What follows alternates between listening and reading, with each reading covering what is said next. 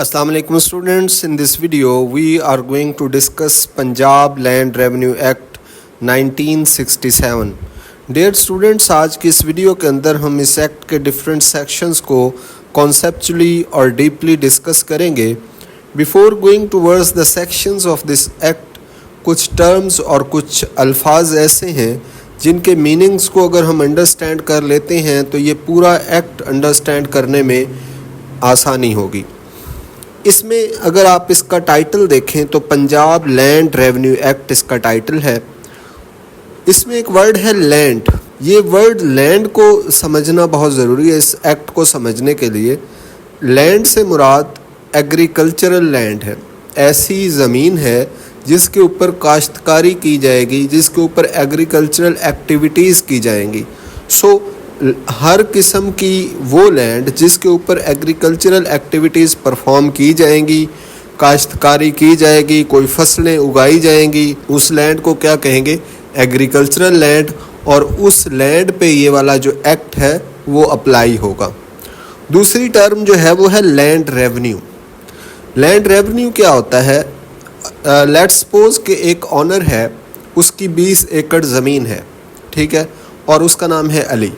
अब अली की 20 एकड़ ज़मीन है, वो उसके ऊपर कल्टीवेशन करता है, डिफरेंट क्रॉप्स जो है वो उगाता है, और उन क्रॉप्स के नतीजे में वो क्रॉप्स बेच के, फॉर एग्ज़ाम्पल उसने गंदम उगाई, राइस, चावल, गन्ना, तो ये सारी चीज़ें उसने फिर बेची.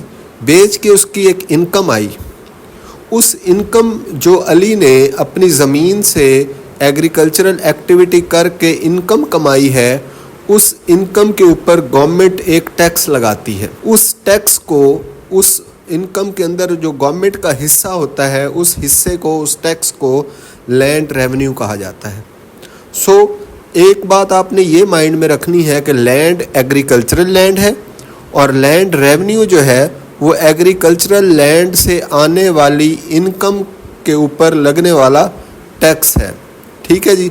इनकम के ऊपर हर ये गवर्नमेंट जो है एनुअली चार्ज करती है बेसिकली. ठीक है. अब ये जो एक्ट है, ये एक्ट इन दो टर्म्स के इर्द गिर्द घूमता रहेगा. इस सारे एक्ट में हम यही ज़मीन को पढ़ेंगे, एग्रीकल्चरल लैंड को कैसे ये लैंड ऑनर्स लेते हैं, कैसे उसके ऊपर उस लैंड को असेस किया जाता है, उसको देखा जाता है कि कैसे उसके ऊपर आपने टैक्स लगाना है, गवर्नमेंट देखती है. वो टैक्स जो है वो कैसे कलेक्ट किया जाएगा लैंड ऑनर से. इसके रिलेटेड तमाम जो इश्यूज़ हैं उसको डिस्कस किया जा रहा है इस पूरे एक्ट के अंदर. अब चलते हैं इस एक्ट की तरफ. ये जो एक्ट है published in the West Pakistan gazette 7 December 1967. तो पहले तो ये आपने डेट माइंड में रखनी है कि जो लैंड रेवेन्यू एक्ट है वो 1967 को 7 दिसंबर को पब्लिश हुआ था वेस्ट पाकिस्तान के अंदर. ठीक है. जो अब हमारा पाकिस्तान है, इसके अंदर एक ईस्ट पाकिस्तान था जो बांग्लादेश बन गया 1971 के अंदर. उसके बाद ये जो एक्ट है, इस एक्ट के 15 चैप्टर हैं, 15 चैप्टर हैं. इसका मतलब ये है कि ये एक्ट थोड़ा सा लंबा होने वाला है, लेंथी होने वाला है. ठीक है. और इन 15 चैप्टर्स के अंदर 184 इसके सेक्शंस हैं, 184 इसके आर्टिकल्स हैं, सेक्शंस हैं. ये आपने याद रखना है. ठीक है. 15 चैप्टर्स, 184 सेक्शंस, एक इसका स्केजुअल है. उसके बाद प्रीएम्बल की बात करें. प्रीएम्बल कहते हैं इंशाइया को. आपको पता है कोई भी एक्ट हम जब पढ़ते हैं तो उसके शुरू में एक उसका इंशाइया होता है, प्रीएम्बल होता है, उसका इंट्रोडक्शन होता है कि क्यों ये एक्ट लाया जा रहा है. An act to consolidate and amend the law relating to the land revenue in the province of Punjab. कि ये पंजाब के अंदर जो लैंड रेवेन्यू है उसके रिलेटेड जितने भी लॉ थे उनके अंदर कुछ तब्दीलियाँ लाई जा रही हैं और उनको एक जगह पे इकट्ठा किया जा रहा है इस एक्ट के तहत. ठीक है जी. पर्पस क्या है? This act has been enacted to consolidate, bring together and amend the law regarding records of rights. ठीक है.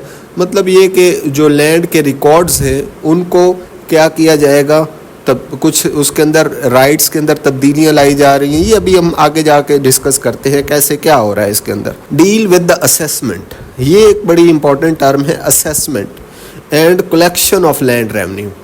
असेसमेंट का मतलब क्या है? कि ये जो ज़मीन है एग्रीकल्चरल ज़मीन जो मैंने आपको बताया एग्रीकल्चरल लैंड है, हर एग्रीकल्चरल लैंड पे इक्वल टैक्स नहीं लगाया जा सकता, इक्वल उससे लैंड रेवेन्यू इकट्ठा नहीं किया जा सकता।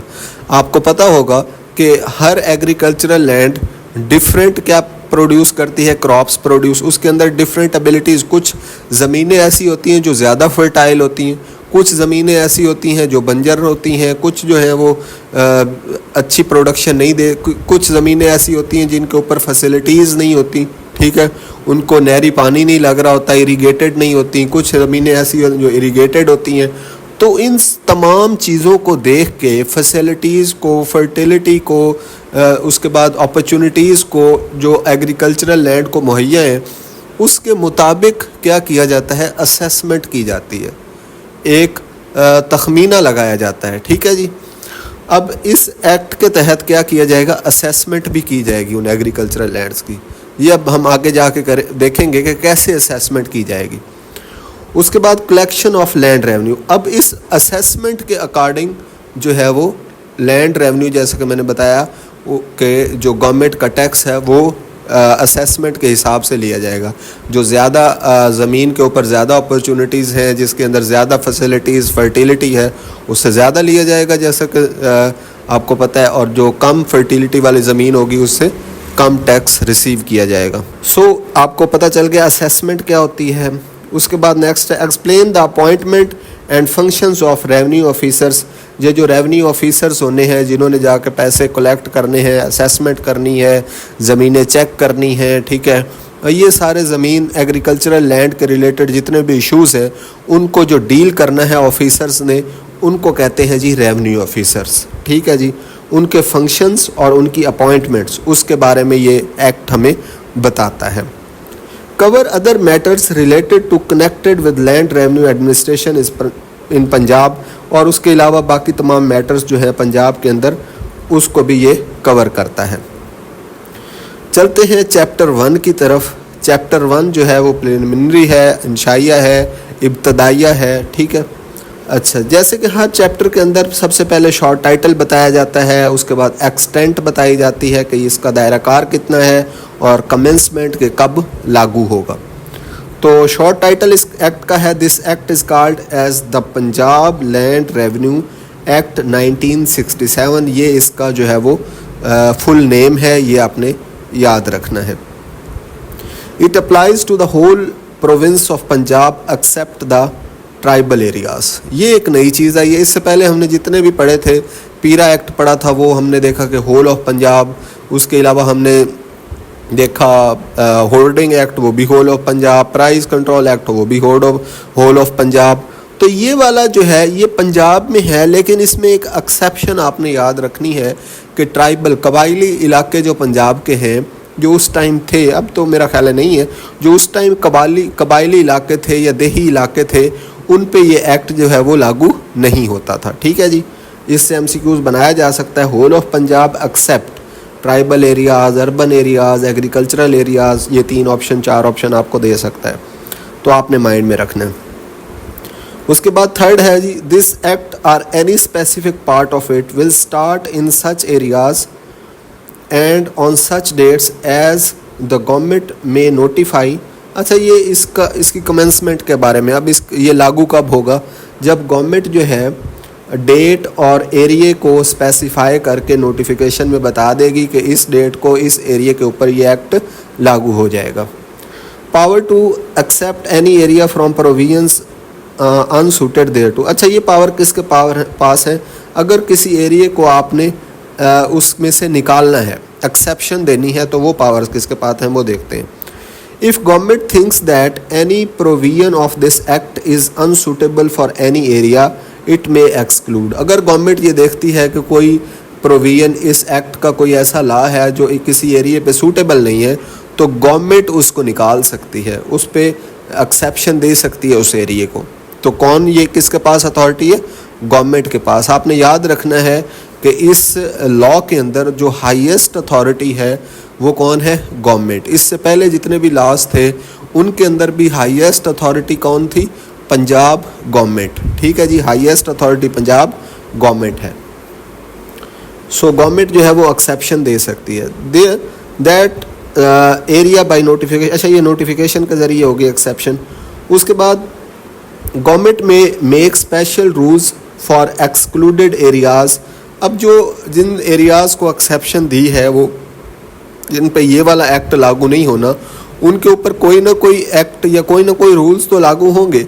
वो स्पेशल रूल्स भी गवर्नमेंट बनाएगी। ठीक है जी, rules must be consistent with. अच्छा, इस एक्ट के खिलाफ रूल्स नहीं होने चाहिए, कंसिस्टेंट उससे मिलते जुलते हों। While this exception is in force the government may make rules to regulate the matter. Government rules बना सकती है ताकि मैटर्स को हल किया जाए।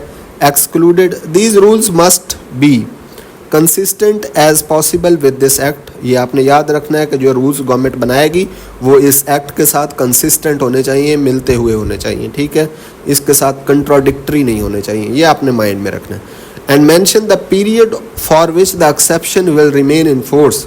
और गवर्नमेंट ये बताएगी कि कितने अरसे के लिए किसी एरिया को अगर एक्सेप्शन दी गई है, किसी जगह को, किसी ज़मीन को, तो वो कितने अरसे के लिए, टाइम पीरियड भी बताएगी government. Exclusion of certain land from operation of this act. उसके बाद किसी लैंड को जो है वो एक्सक्लूजन दी गई है, ये भी गवर्नमेंट ही जो है वो करेगी define. Provisions regarding assessment and collection of land revenue do not apply to. जो प्रोविजंस हैं इस एक्ट की, जो सेक्शंस हैं असेसमेंट और कलेक्शन ऑफ लैंड रेवेन्यू, वो अप्लाई नहीं होते areas notified by the board of revenue. अब ये जो गवर्नमेंट है, मैंने बताया हाईएस्ट अथॉरिटी है, उससे छोटी अथॉरिटी है बोर्ड ऑफ रेवेन्यू। सबसे पहली कौन है? गवर्नमेंट। अब ये चीज़ें आपने हायरार्की याद रखनी है। सबसे पहली गवर्नमेंट है, दूसरा कौन है? Board of revenue. अब ये जो बोर्ड ऑफ रेवेन्यू जिसको नॉमिनेट कर देगी नोटिफिकेशन के ज़रिए, उसके ऊपर रूल्स जो हैं असेसमेंट और कलेक्शन के अप्लाई नहीं होंगे। ठीक है जी। अब चलते हैं जो मोस्ट इम्पॉर्टेंट सेक्शन है, जहाँ से ज़्यादा MCQs बनते हैं, वो है डेफिनेशंस का। सेक्शन 4 है definitions. In this act important terms used mean the following. ये जो टर्म्स हैं, जहाँ पे भी ये टर्म्स आएंगे उसका मतलब क्या होगा, वो सबसे पहले बताया गया है। Agriculture year. एग्रीकल्चर ईयर क्या होता है? Means the year starting on 1 July और any other date that the board of the revenue with government approval may notify for a specific area।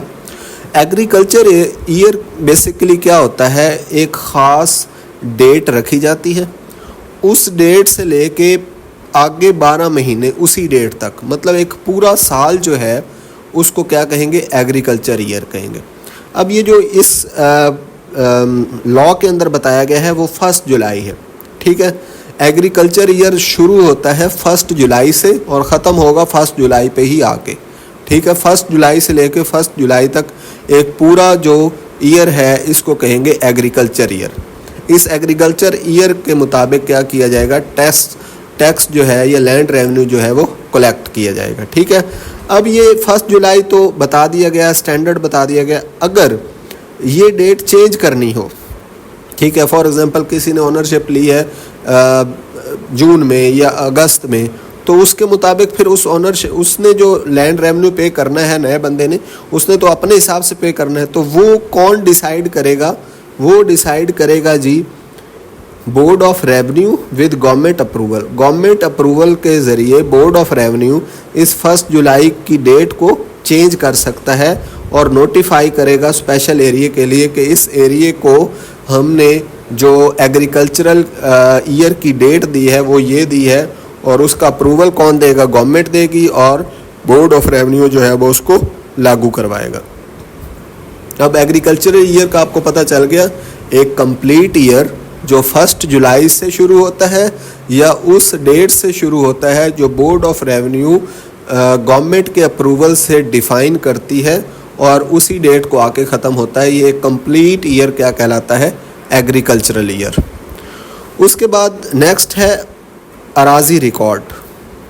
Araji record centre है। ये अराजी record centre के कुछ दफ्तर बनाए गए हैं, आपने हर डिवीज़न के अंदर देखे होंगे या डिस्ट्रिक्ट के अंदर ये बनाए जाते हैं। Means the Arazi record centre as defined in the section 21A of the Punjab land revenue authority act 2017।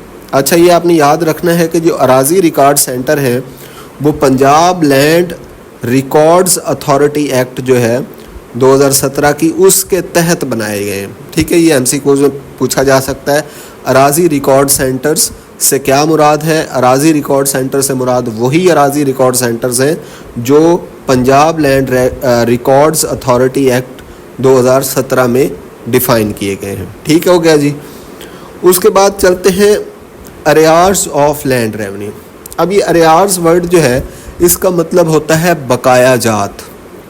बकाया जात फॉर एग्ज़ाम्पल, एक जो मैंने पहले बताया, अली की ज़मीन थी 20 एकड़, उसके ऊपर क्या लगा? टैक्स लगा, लैंड रेवेन्यू लगा गवर्नमेंट का, जो गवर्नमेंट ने कलेक्ट करना था 1 साल बाद।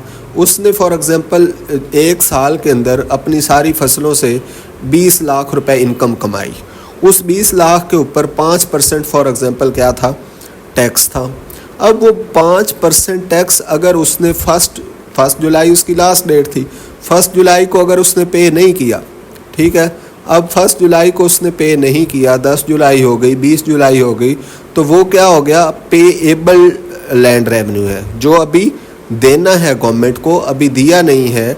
तो ऐसे लैंड रेवेन्यू को क्या कहते हैं? Arrears of land revenue. ये आपने याद रखना है।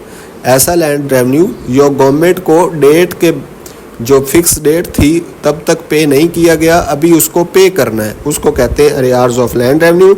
Means the land revenue that remains unpaid after the due date. उसके बाद नेक्स्ट टर्म है assessment circle. Assessment circle means a group of estates which in the opinion of the board of revenue recorded in writing are similar enough to be assessed under the common set of rates for a land revenue। इसमें एक word इस्तेमाल हुआ है estates. Estates किसको कहते हैं? Estates कहते हैं ज़मीनों को। फॉर एग्ज़ाम्पल, अली है एक विलेज के अंदर, उसकी 20 एकड़ ज़मीन है, तो वो अली की एस्टेट है। ठीक है, एग्रीकल्चर ज़मीन। एक और बंदा है अहमद, जो अहमद की आगे 10 एकड़ ज़मीन है, वो अहमद की एस्टेट है। तो ये एस्टेट्स इस तरह होती हैं। उसके बाद असेसमेंट सर्कल क्या होता है? असेसमेंट सर्कल से मुराद डिफरेंट एस्टेट्स जो है उनको on the basis of their facilities, their fertility, उनकी असेसमेंट की बुनियाद पे उनको ग्रुप टुगेदर किया जा सकता है। ठीक है, मसलन एक एस्टेट है अली की, उसके ऊपर नहरी इरिगेशन का सिस्टम मौजूद है, कैनाल्स मौजूद है। ठीक है, उसके ऊपर जो है वो डिफरेंट लाइक उसके ऊपर ट्यूबवेल मौजूद है, फैसिलिटीज़ और फर्टाइल लैंड है। इसी तरह उसके आगे 10 एकड़ ज़मीन अहमद की है, उसके ऊपर नहीं है। उसके बाद थोड़ा सा आगे चाहें तो 20 एकड़ किसी और बंदे वसीम की है, उसके ऊपर भी सेम फैसिलिटीज़ मौजूद हैं जो अली की ज़मीन के ऊपर थी। तो फिर क्या किया जाएगा? अली की ज़मीन और वसीम की ज़मीन जो सेम फैसिलिटीज़ जिसके ऊपर मौजूद हैं उनको ग्रुप कर दिया जाएगा, मतलब उनको एक ही ग्रुप के अंदर डाल दिया जाएगा। और उन सारी ज़मीनें जिनकी फैसिलिटीज़, जिनके ऊपर फर्टिलिटी, सारे उसके ऊपर जो सहूलियात एक जैसी थी, उनके ऊपर एक ही जैसा लैंड रेवेन्यू, एक ही जैसा टैक्स लगाया जाएगा। ठीक है, तो अब आपको पता चल गया असेसमेंट सर्कल क्या होता है। एस्टेट्स का ग्रुप होता है। एस्टेट्स का क्या होता है जी? ग्रुप होता है। ये इसलिए बनाया जाता है ताकि पूरे ग्रुप से एक ही जैसा क्या किया जाए? टैक्स या लैंड रेवेन्यू कलेक्ट किया जाए। ठीक है जी, इसको जो है वो लिखा जाता है एक किताब के अंदर, रोज़नामचा वगैरह वो जो किताबें होती हैं उनके अंदर, और similar enough to be assessed in common set of rates, और उनसे एक ही जैसे क्या किए जाते हैं? लैंड रेवेन्यू लिए जाते हैं। उसके बाद चलते हैं board of revenue. Board of revenue जैसा कि मैंने बताया, ये जो एक्ट है इसका हाईएस्ट पावर है, पावर अथॉरिटी, हाईएस्ट अथॉरिटी है। ठीक है जी। Means the board established under the Punjab board of revenue act 1957। Board of revenue से मुराद वो बोर्ड है जो Punjab board of revenue act 1957 के तहत बनाया गया था। ये भी आपने याद रखना है, इसकी डेफिनेशन क्या है। उसके बाद चलते हैं बाउंड्री मार्क। जैसा कि नाम से जाहिर है, मीन्स एनी स्ट्रक्चर और object use to show the boundary of land such as. अच्छा, ये जो बाउंड्री मार्क क्या है? कि फॉर एग्ज़ाम्पल अली की ज़मीन है तो उस 20 एकड़ ज़मीन की कोई बाउंड्री भी होनी चाहिए। अब उस 20 एकड़ ज़मीन की बाउंड्री के लिए क्या किया जाता है, बाज़ औक़ात उसके इर्द गिर्द क्या लगा दिया जाती है, कोई बाड़ लगा दी जाती है। बाड़ नहीं लगाई तो उसके इर्द गिर्द कोई दरख्तों की जो है वो एक बाड़ दरख्त लगा दिए जाते हैं, या फिर उसके इर्द गिर्द कोई मतलब है एक हैज बन्ना टाइप लगा दिया जाता है, या कोई निशानी पत्थर लगा दिए जाते हैं ताकि उसकी जो बाउंड्री है वो क्या हो जाए, वाज़े हो जाए। ठीक है जी, तो ये बाउंड्री मार्क कहलाता है। अब ये जो बाउंड्री मार्क है इसमें क्या क्या चीज़ें हैं, a construction of earth, stone और अदर मटेरियल, कोई भी स्टोन पत्थर या कोई भी मटेरियल की वहाँ पे क्या की जा सकती है, कंस्ट्रक्शन बाउंड्री के इर्द गिर्द। आ हैज का मतलब क्या है कि कोई भी बाड़ वगैरह लगाई जा सकती है। An unploughed ridge or strip of land, कोई ऐसी लैंड की ऐसी स्ट्रिप है, ऐसी जगह है जिसके ऊपर हल नहीं चलाया गया ताकि वो बाउंड्री जो है वो कायम रहे। उसके बाद और any other natural artificial set mark set by a revenue officer, या फिर कोई भी नेचुरल या आर्टिफिशियल निशान लगाया जा सकता है, रेवेन्यू ऑफिसर उसको लगा सकता है जो पटवारी होता है। ठीक है, फॉर एग्जांपल नेचुरल से मुराद कोई ऐसा दरख्त था, वो निशानी बना दी कि ये एक ख़ास दरख्त है, इस तक जो है वो इसकी बाउंड्री है, इस दरख्त से आगे किसी और की है, या वहाँ पे कोई और ऐसी जगह है या कोई उस ज़मीन के अंदर कोई टर्न आ रहा है या कोई ऐसी जगह आ रही है, कोई सड़क आ रही है, रोड आ रही है, वो भी उस मार्क को क्या कर सकती है, डिफाइन कर सकती है बाउंड्री को। नेक्स्ट चलते हैं जी, commencement means the date on which this act or any part of it comes into effect. Commencement से मुराद है कि कब ये एक्ट जो है वो लागू किया जाएगा, वो डेट क्या कहलाएगी, कमेंसमेंट ऑफ दिस एक्ट। उसके बाद चलते हैं डिफ़ॉल्टर। डिफ़ॉल्टर का तो आपको पता ही होगा, defaulter means a person who has to pay arrears of land revenue, वो पर्सन जिसने लैंड रेवेन्यू, वो जो गवर्नमेंट का टैक्स है उसके वाजिबात अदा करने हैं। ठीक है, 1 जुलाई गुजर गया, उसने नहीं दिए तो वो क्या हो गया है, डिफ़ॉल्टर हो गया है। डेट के बाद बंदा क्या हो जाता है, जिसने देने थे वो होता है डिफ़ॉल्टर, और जो लैंड रेवेन्यू है उसको एरियार्स ऑफ लैंड रेवेन्यू कहते हैं। अब ये डिफ़ॉल्टर कौन कौन हो सकता है, it also include a surety guarantor, जो एक बंदे की श्योरिटी, एक बंदे का कोई गारंटर था तो उसको भी क्या कहा जा सकता है, डिफ़ॉल्टर। हु प्रॉमिस टू पे द एरियार्स, जिसने ये वाजिबात अदा करने का वादा किया था तो वो भी क्या है, डिफ़ॉल्टर में ही काउंट होगा। उसके बाद नेक्स्ट वर्ड है encumbrance. Encumbrance means any charge, burden or legal claim on the land due to the private grant or contract, for example mortgage. अच्छा, ये जो इनकम्बरेंस होती है ये क्या होती है कि फॉर एग्जांपल एक लैंड लॉर्ड या एक लैंड ऑनर की एक ज़मीन थी 10 एकड़, उसने क्या की, वो ज़मीन प्लेज करवा दी बैंक को। बैंक को कहा कि आप मेरी ये वाली ज़मीन प्लेज कर लें और मुझे कुछ लोन दे दें। ठीक है, अब उस ज़मीन के कागजात या कोई कॉन्ट्रैक्ट जो है वो बैंक के पास होगा और वो ज़मीन जो है वो मोर्टेज हो गई होगी, उसको क्या है कि प्लेज कर लेगी, वो जो क्या बैंक है उसने प्लेज किया हुआ होगा। ठीक है, एज अ श्योरिटी रखा हुआ होगा। तो ये जो प्लेज हुई ज़मीनें इनको कहते हैं इनकम्बरेंस। ठीक है, ये जो प्लेज हुई ज़मीनें इनको कहते हैं जी इनकम्बरेंस। ये अब आपको पता चल गया जी। उसके बाद नेक्स्ट चलते हैं, इस इनकम्बरेंस में और भी कोई छा सकता है, सिर्फ ये बैंक वाली बात नहीं आ सकती। फॉर एग्जांपल किसी ने कोई कॉन्ट्रैक्ट के तौर पे किसी से पैसे ले लिए हैं, या किसी ने किसी को कॉन्ट्रैक्ट पे ज़मीन दे दी है, ये सारी चीज़ें जो है वो क्या है, इनकम्बरेंस में आएंगी। उसके बाद एस्टेट, जैसा कि मैंने बताया, an area which is either recorded separately in the record of rights. Estate से मुराद वो ज़मीन है जो recorded separately in the records of right, मतलब है वो पटवारी ने लिखी हुई है, अलग उसका अकाउंट बना हुआ है एक ज़मीन के टुकड़े का, और किसी एक बंदे के वो नाम है, एक या किसी अगर फ़र्ज़ करें पार्टनर है तो उनके नाम है। तो ज़मीन का ऐसा टुकड़ा जो किसी ख़ास बंदे के लिए अलग नाम हुई हो, ठीक है, उसको क्या कहेंगे जी, एस्टेट कहेंगे, सेपरेटली हर बंदे की। उसके बाद separately assessed for the land revenue, और उस पर सेपरेट टैक्स लगता हो।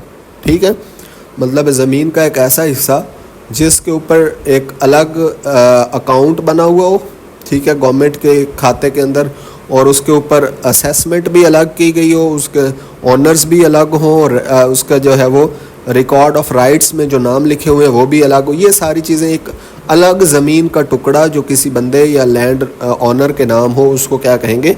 एस्टेट कहेंगे। Or declare to be a estate by the board of revenue, general rule और स्पेशल ऑर्डर, या फिर बोर्ड ऑफ रेवेन्यू भी किसी जगह को एस्टेट डिक्लेयर कर सकता है कि ये एक एस्टेट है, जनरल रूल के तहत या कोई स्पेशल ऑर्डर दे के, ठीक है जी। उसके बाद चलते हैं होल्डिंग की तरफ। Holding means the share or portion of an estate by held by holding जैसा कि नाम से जाहिर है कब्जे को कहते हैं। को ज़मीन का कोई भी ऐसा हिस्सा या ऐसा शेयर या पोर्शन जो वन लैंड ऑनर, एक लैंड ऑनर ने जिस पे कब्जा किया हुआ हो, उसको भी होल्डिंग कहेंगे। Two or more land owners, जो 2-3 लैंड ऑनर्स जिन्होंने जॉइंटली पार्टनरशिप के साथ किसी एक ज़मीन के ऊपर कब्जा किया हो, वो भी क्या कहलाएगी? होल्डिंग कहलाएगी। उसके बाद नेक्स्ट है इरिगेटेड लैंड। इरिगेटेड लैंड कहते हैं the land irrigated by canal, tubewell, well, lift, spring, tank, ऐसी ज़मीन जिसको किसी न किसी सोर्स के ज़रिए पानी मिल रहा है, ठीक है, उसको कहते हैं इरिगेटेड लैंड। इरिगेटेड लैंड से मुराद है ऐसी ज़मीन जिसको कैनाल के ज़रिए, नहर के ज़रिए, ट्यूबवेल के ज़रिए, ठीक है, वेल के ज़रिए, किसी कुएं के ज़रिए या स्प्रिंग या टैंक, किसी भी ज़रिए से उसको पानी जो है वो आर्टिफिशियल ज़रिए के तहत उसको क्या मिल रहा है? पानी मिल रहा है। ऐसी ज़मीन को क्या कहेंगे? Irrigated land. सो आपने माइंड में रखना है, इरिगेटेड लैंड वो लैंड होती है, वो ज़मीन होती है जिसको आर्टिफिशियल मीन्स के ज़रिए पानी दिया जाता है, और एनी आर्टिफिशियल मीन्स। उसके बाद नेक्स्ट है जी, और इसके जो ऑपोजिट होगी वो अनइरिगेटेड लैंड होगी। अनइरिगेटेड लैंड में क्या होगा कि जिसको ये कैनाल, ट्यूबवेल, इनके ज़रिए पानी ना दिया जाता हो, उनको पानी कैसे दिया जाता है? जहाँ कभी बारिश आ गई उससे पानी मिल गया, या फिर कभी कोई फ्लड आ गया उससे उस ज़मीन को पानी मिल गया, तो उसको अनइरिगेटेड लैंड कहते हैं। उसके बाद एक वर्ड है जी केनेंगो। केनेंगो का मतलब है also includes a supervising टेपदार।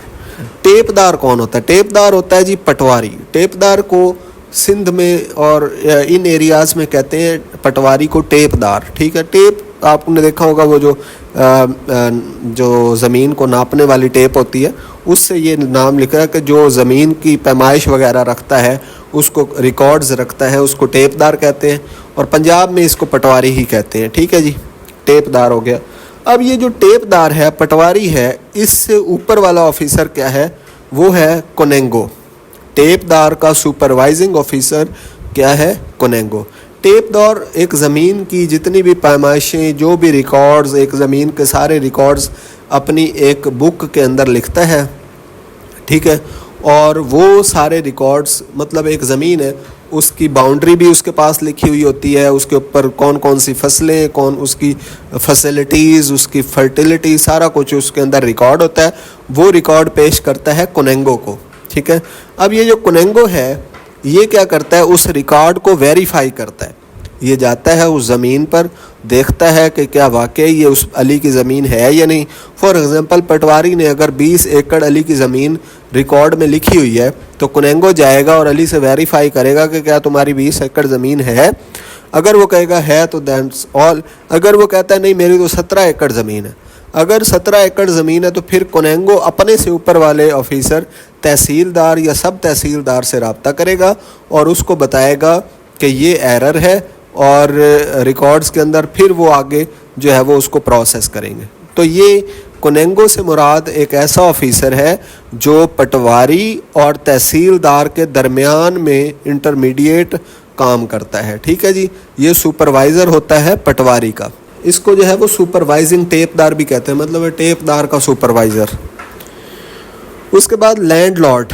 Landlord की उर्दू होती है जी जागीरदार।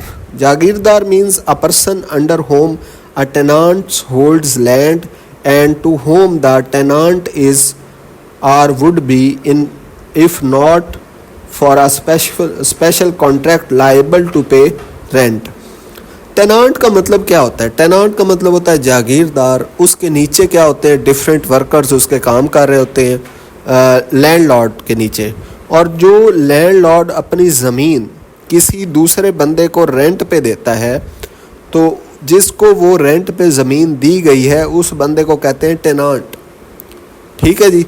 अब लैंडलॉर्ड के पास बहुत ज़्यादा ज़मीन है, फॉर एग्जांपल 100 एकड़ ज़मीन है, वो खुद उसको मैनेज नहीं कर पा रहा, तो उसने एक बंदा उसके पास आया, उसने कहा कि तुम ऐसा करो, आधी ज़मीन मुझे दे दो रेंट पे, मैं आपको हर महीने या हर साल इतना रेंट पे करता रहूँगा। तो वो जो उनके दरमियान एक कॉन्ट्रैक्ट हो गया है। अब जिसकी जो ऑनर है वो कौन है? लैंडलॉर्ड। और जिसने आगे ज़मीन ली है वो कौन है जी? टेनांट है उस लैंडलॉर्ड का। अब एक और सिचुएशन भी हो सकती है, जो टेनांट था वो आगे किसी और बंदे को भी रख सकता है। अब टेनांट का भी आगे टेनांट हो सकता है इन केस कि अगर वो 50 में से 25-25 दो बंदे और रखता है और उनको 25-25 एकड़ ज़मीन क्या कर देता है? डिवाइड कर देता है टेनांट आगे। अब टेनांट ने जवाबदेह होना है लैंडलॉर्ड को, और जो टेनांट के आगे दो टेनांट हैं उन्होंने जवाबदेह होना है वो जो फर्स्ट टेनांट था उसको। ठीक है। तो इसको आप ऐसे समझें कि अली जो है वो लैंडलॉर्ड है, अहमद जो है वो उसका टेनांट है। अहमद ने आगे दो बंदे वसीम और अकरम जो है वो रखे हुए हैं जो उसके टेनांट हैं। अब ये जो वसीम और अकरम है इनका लैंडलॉर्ड कौन है? अहमद। ठीक है, जिसने इनको ज़मीन दी है। ठीक है। अब अहमद जो है वो बेसिकली क्या है? ऑनर नहीं है। अब ये आपने एक छोटी सी बात याद रखनी है कि लैंडलॉर्ड ऑनर हो भी सकता है, नहीं भी हो सकता। लैंडलॉर्ड बेसिकली वो होता है जो आगे टेनांट्स को ज़मीनें देता है। ठीक है, तो ये आपने माइंड में रखनी है। और लैंड ऑनर कौन होता है? जिसकी ज़मीन अपनी होती है। ठीक है जी। अब ये था जी लैंडलॉर्ड। उसके बाद चलते हैं, it also includes lessees, predecessors and successors in interest. ये सारे लोग जो हैं वो इसके अंदर इंक्लूड हैं। ये आपने याद रखने हैं कि वो कहता है कि लैंडलॉर्ड के अंदर ये लोग लेसीज, प्रीडिसेसर्स और सक्सेसर्स इंक्लूड हैं या नहीं, तो आपने कहना जी हैं। उसके बाद सेकंड टर्म है जी लैंड ऑनर।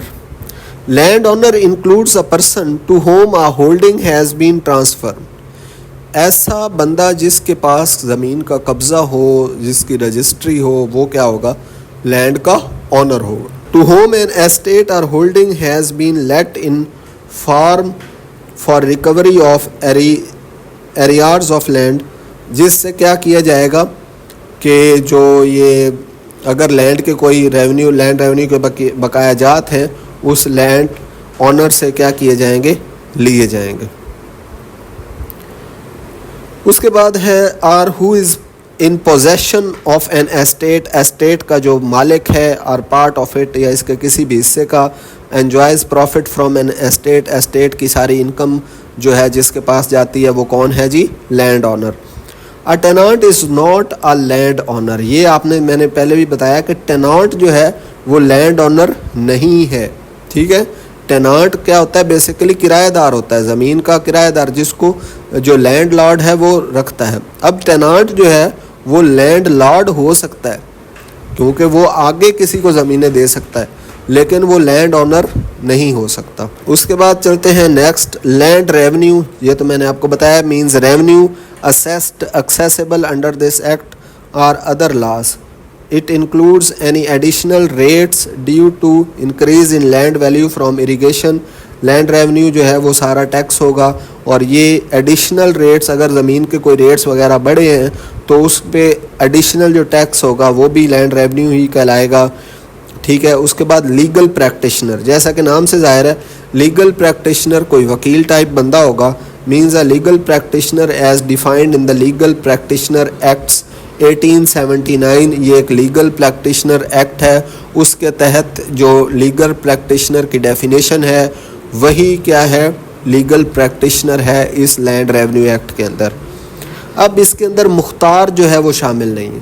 यहाँ से MCQs बन सकता है कि legal practitioner is a person, आगे वो कह सकता है कि according to the act of 1879 मुख्तार, उसके अलावा आपको कोई और ऑप्शन 3-4 दे सकता है।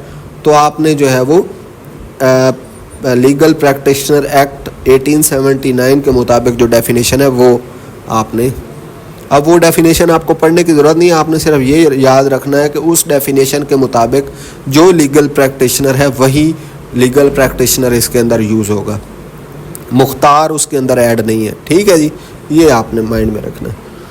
उसके बाद चलते हैं जी नेट एसेट्स में। एसेट्स कहते हैं असासाजात को, आपको पता होगा। अब नेट एसेट्स कौन से होते हैं? फॉर एग्ज़ाम्पल, अली ने अपनी ज़मीन के अंदर से जितनी भी इनकम निकाली है सारी फसलें बेच के उसके पास 25 लाख रुपए इनकम आ गई है। अब उस 25 लाख, वो सारा उसका प्रॉफिट नहीं है 25 लाख, उसमें से उसने पानी के ख़र्चे भी निकालने हैं, मज़दूरियाँ भी निकालनी हैं, सीड के एक्सपेंसेस भी निकालने हैं। ये सारे ख़र्चे जब निकल जाएंगे, कॉस्ट जो है वो निकल जाएंगी, उसके बाद जो पैसा बचेगा वो होगा नेट एसेट्स। ठीक है जी, net assets income minus expenses या नेट कॉस्ट, उसको कहते हैं जी net assets. Means the average annual surplus, ये हर साल के बाद होगी, produce of an estate or group of estate after reducing ordinary cultivation expenses. ठीक है जी, एक्सपेंसेस को निकाल के बाकी की जो इनकम बचेगी उसको नेट एसेट्स कहेंगे। ये एक साल में जो है वो हर साल के बाद कैलकुलेट की जाती है। उसके बाद इसकी छोटी सी एक्सप्लेनेशन है, ऑर्डिनरी कल्टीवेशन एक्सपेंसेस इंक्लूड्स। अब ये जो एक्सपेंसेस हैं इसमें क्या क्या होगा? ये नहीं कि हर बंदा जो लैंड ओनर है वो अपनी तरफ से 15-20 एक्सपेंसेस बना के जो है वो टैक्स से बचने के लिए क्या करे, अपनी जो रकम है वो छुपा ले। एक्सपेंसेस उन्होंने लिखे हुए, यही जो है वो एक्सपेंसेस काउंट होंगे, माइनस होंगे उसकी इनकम में से। पहला है जी वाटर रेट्स, पानी के कुछ अखराजात। उसके बाद इरिगेशन मेंटेनेंस, इरिगेशन पानी देने के लिए कुछ मेंटेनेंस, जो नालियाँ बनाई हैं या जो बन्ने वगैरह सेट किए हैं वो सारी चीज़ें। एम्बैंकमेंट मेंटेनेंस, कोई सड़क या कोई जगह बनाई गई है उसके अंदर चलने फिरने के लिए, तो वो। उसके बाद सप्लाई ऑफ सीड, सीड के पैसे, सप्लाई ऑफ मैनोर, खाद के पैसे, इम्प्रूव्ड फार्मिंग इम्प्लीमेंट्स, कोई फार्मिंग के लिए स्पेशल उसके अंदर कुछ सेक्शंस बनाए गए हैं या कुछ चीज़ें इस्तेमाल हुई हैं तो उसके पैसे। फॉडर कंसेशंस, फॉडर कंसेशंस क्या होते हैं कि उस बंदे ने कुछ अपने जानवर भी रखे, कैटल्स वगैरह रखे हुए थे, तो उनको वो फसलों में से कुछ खिलाता रहा काट के, या उनके जो एक्सपेंसेस हैं वो भी कंसेशंस ले सकता है गवर्नमेंट से। उसके बाद abatements for fallow bad harvest. For example, कोई ऐसी ज़मीन है जहाँ से अच्छी कल्टीवेशन नहीं हुई, कोई ज़मीन का एक ऐसा हिस्सा है, तो वहाँ से वो वाली ज़मीन जो है वो क्या करवा सकता है, अबेट करवा सकता है, उसको जो है वो अलग करवा सकता है। उसके बाद रेंट कलेक्शन कॉस्ट, जो फॉर एग्ज़ाम्पल रेंट्स वगैरह अगर किसी टेनांट को दिया हुआ था तो टेनांट तो रेंट देता है लैंडलॉर्ड को, तो वो टेनांट्स से जो रेंट कलेक्शन करने के लिए फॉर एग्ज़ाम्पल उसने कुछ बंदे रखे हुए थे, तो उन बंदों की जो कॉस्ट है, उन बंदों को जो पे वगैरह दी है वो भी इसमें से माइनस होगी। उसके बाद चलते हैं जी allowance for the rent shortages. ठीक है, अगर रेंट शॉर्ट हो गए हैं या कोई मसला बन गया है तो उसके लिए कुछ अलाउंस वगैरह उसने निकाला है। उसकी इंटरेस्ट ऑन एडवांसेस, अगर उसने किसी से फॉर एग्ज़ाम्पल सीड जो है वो एडवांस पे लिया था, सूद पे ले लिया था, मतलब ऐसे बगैर पैसे दिए उठा लिया था कि हम इसको आपको 6 महीने बाद पैसे देंगे। उसने कहा जी इसकी ओरिजिनल प्राइस 20,000 है, 6 महीने बाद मैं आपसे 30,000 लूँगा, 10,000 इंटरेस्ट हो गया, तो वो भी उसमें से माइनस हो जाएगा। ठीक हो गया जी। उसके बाद wages or customary dues to village helpers, और उसके बाद मजदूरी पे जितने भी खर्चे आए हैं वो सारे माइनस होंगे। It also includes the share that a tenant would normally keep. उसके बाद वो हिस्सा जो टेनांट रखता है वो भी नहीं आएगा, इसके अंदर काउंट नहीं होगा। If the land were rented out and used at the usual rate, अगर यूजुअल रेट पर रेंट उसको कर दिया गया, रेंट आउट कर दिया, किसी टेनांट को ज़मीन दे दी गई है, तो ये अब आपको समझ आ गया। उसके बाद चलते हैं पटवारी। पटवारी कौन होता है जी? टेपदार होता है। Includes the tapedar and a special additional tapedar. Patwari में 2 बंदे हैं जी, टेपदार भी है और उसका एडिशनल जो उसका हेल्पर टेपदार कोई बना सकता है वो भी उसी के अंदर पटवारी की डेफिनेशन में आएगा। ये पटवारी का काम क्या होता है कि ज़मीनों के रिकॉर्ड्स जो हैं वो मेंटेन रखना। ठीक है। उसके बाद है जी pay. Pay when used about rent it also means deliver or render. Pay जो है रेंट के पे का मतलब होता है कि ये जो रेंट अगर कोई आपका टेनांट है उसने जो आपको पेमेंट करनी है उसको क्या कहेंगे, पे कहेंगे। उसके बाद एक वर्ड है prescribed. Prescribed means by rules made under this act. Prescribed से मुराद वो रूल्स और रेगुलेशंस के मुताबिक बात होगी जो इस एक्ट के तहत बनाए जा रहे हैं। Rates and सेसेस। रेट्स क्या हैं? रेट्स ये टैक्स को ही कहते हैं, ठीक है। और सेसेस कहते हैं एडिशनल टैक्स, ऐसा टैक्स जो गवर्नमेंट जो है वो एडिशनल लेती है। मतलब एक लैंड रेवेन्यू का टैक्स है, एक ऐसा टैक्स है जो गवर्नमेंट ने वहाँ पे स्कूल बनाया हुआ है आपकी ज़मीन के साथ, या कोई वहाँ से स्पेशल सड़क जिसकी गवर्नमेंट मेंटेनेंस करती है, या कोई ग्रेव यार्ड है। मतलब ये जो गवर्नमेंट की दूसरी फैसिलिटीज़ के टैक्स होते हैं उनको सेसेस कहते हैं, ठीक है जी। Means charges payable mainly by the land owner including, अच्छा इसमें जो अब बता दिया गया कौन कौन से हैं। Local rate or fee under any law including charges for, इसमें चार्जेस हैं यूज़ बेनिफिट ऑफ एम्बेकमेंट्स, कोई एम्बेकमेंट्स गवर्नमेंट बना के दे रही है, कोई जो है वो रास्ते या कोई अपना बनने वगैरह, तो उन पे जो इस्तेमाल आपने करने हैं एक लैंड ऑनर ने, तो उस पे कुछ जो है वो टैक्स देना पड़ेगा। तो उस टैक्स को क्या कहते हैं जी? सेस कहते हैं। उसके बाद वाटर स्टोरेज सप्लाई वर्क्स, अगर गवर्नमेंट जो है मेंटेन करके आपको वाटर स्टोरेज के या सप्लाई वर्क्स की कोई कैनाल्स वगैरह बना के देती है उस पर भी टैक्स होगा। सॉइल प्रिजर्वेशन रिक्लेमेशन, कोई सॉइल को मसला था उसकी रिक्लेमेशन के लिए कोई गवर्नमेंट ने काम किया तो उस पर टैक्स होगा। ड्रेनेज स्वाम्प रिक्लेमेशन, ड्रेनेज वगैरह के काम के लिए जो टैक्स लगाया जाएगा। उसके बाद annual rates under law for benefits like, उसके बाद कोई सालाना रेट्स भी हो सकते हैं जैसा कि drainage for public health, drainage का इस्तेमाल जो पब्लिक हेल्थ के लिए बनाया गवर्नमेंट कर रही है जो काम। उसके बाद लैंड इम्प्रूवमेंट्स पे कोई गवर्नमेंट ने प्रोजेक्ट लगाया है तो उसके टैक्स होगा।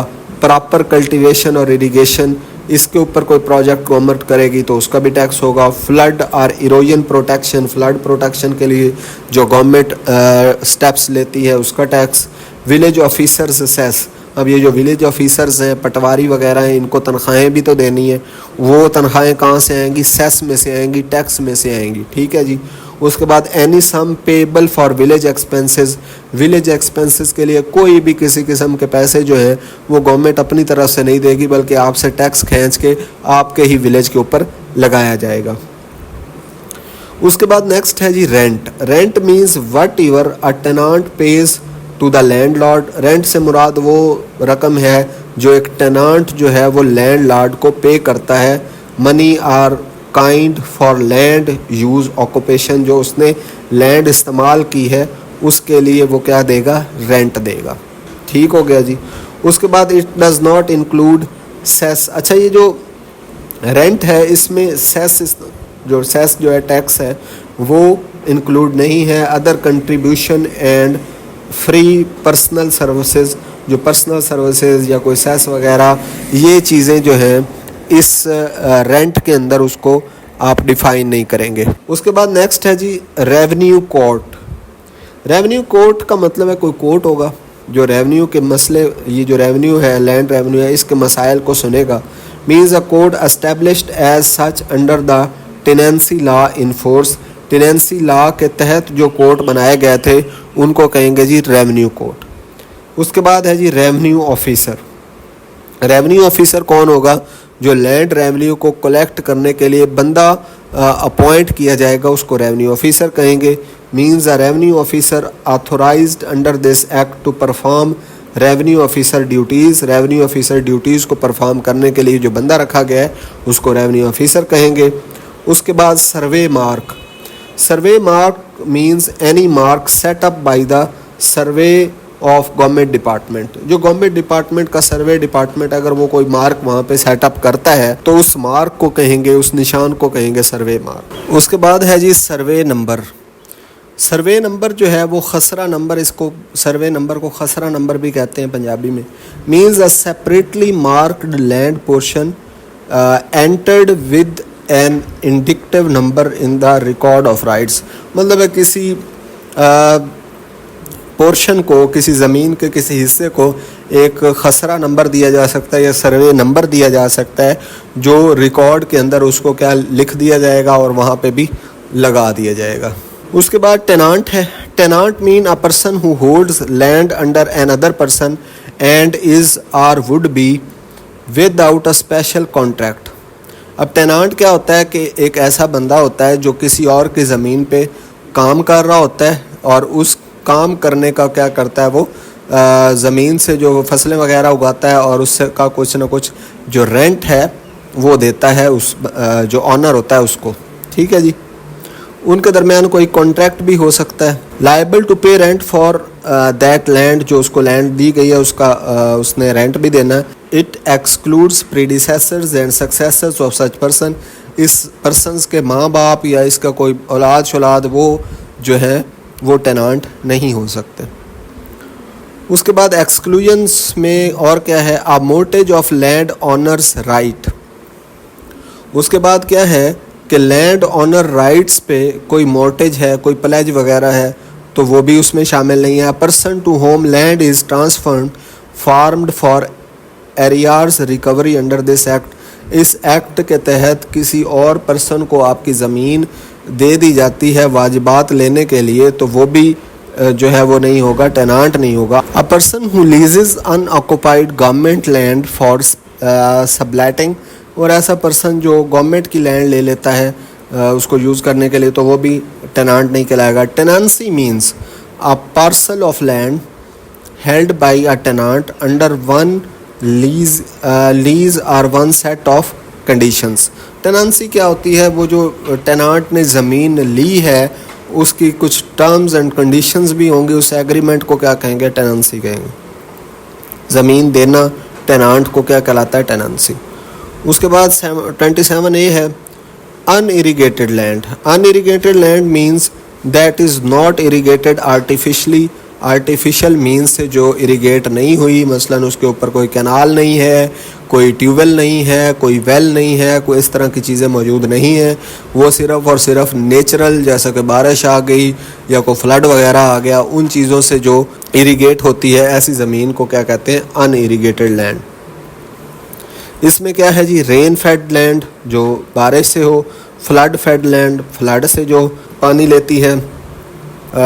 उसके बाद हिल टॉरेंट। हिल टॉरेंट से मतलब है कोई किसी पहाड़ की पहाड़ी उस वहाँ से जो पानी आ रहा है उससे वो हो जाती है। उसके बाद अनकल्टिवेटेबल वेस्ट लैंड। कुछ ऐसी लैंड्स हैं जिनके ऊपर जो काश्तकारी नहीं हो सकती, वो ऐसी लैंड्स को भी क्या कहेंगे, अनइरिगेटेड लैंड। उसके बाद है जी village officer. Village officer means a person appointed under this act to collect or supervise revenue collection of an estate. इसमें मुराद विलेज ऑफिसर से वो बंदा होगा जिसको अपॉइंट किया जाएगा ताकि वो क्या कर सके, लैंड रेवेन्यू को कलेक्ट कर सके, उसको सुपरवाइज कर सके, किसी भी एस्टेट के लैंड रेवेन्यू को। इसमें कौन कौन होंगे, कैनंगोज, जैसा कि मैंने बताया, पटवारी का जो ऊपर सुपरवाइजिंग बंदा होता है कोनेंगो होता है। जाबित होता है, पटवारीज हैं, कोतार्स हैं, टेपदार्स हैं, पियंस हैं, अरबाब्स हैं, रईस हैं, हेडमैन, लंबरदार हैं। ये सारे लोग जो हैं वो इस डेफिनेशन में आ सकते हैं। किस डेफिनेशन में, विलेज ऑफिसर की डेफिनेशन में। इनमें से किसी भी बंदे को ये विलेज ऑफिसर अपॉइंट किया जा सकता है लैंड रेवेन्यू की कलेक्शन के लिए और मेंटेनेंस के लिए। ठीक हो गया जी, ये था जी डेफिनेशंस। और उसके बाद नेक्स्ट चैप्टर है चैप्टर 2, जिसको हम नेक्स्ट वीडियो के अंदर डिस्कस करेंगे। अगर आपने कमेंट्स में हमें कहा कि डिस्कस करें तो नेक्स्ट चैप्टर्स को भी हम इसी तरह डिस्कस करते जाएंगे। आई होप कि ये वीडियो आपको समझ आई होगी। Thank you very much.